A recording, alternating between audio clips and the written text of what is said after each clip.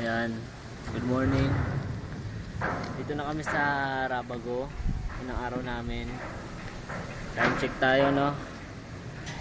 Kita nyo ba yung oras? 8:37. At tinuruan na kami ni Kuya Sosim ng about sa lofting. Ayan, dine-demonstrate ni Paring Amor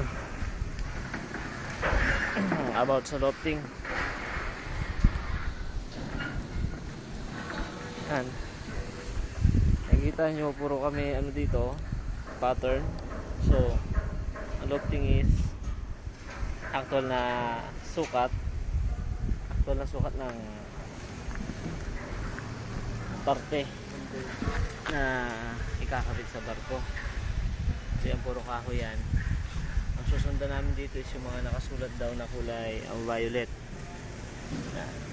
Ito. Violet. Waterline 14. So yun ang mga susundan namin. Lahat yan may mga tanda para hindi mali. Nakikita nyo ba yun? Dito kami sa lugar na medyo maluwang ang space.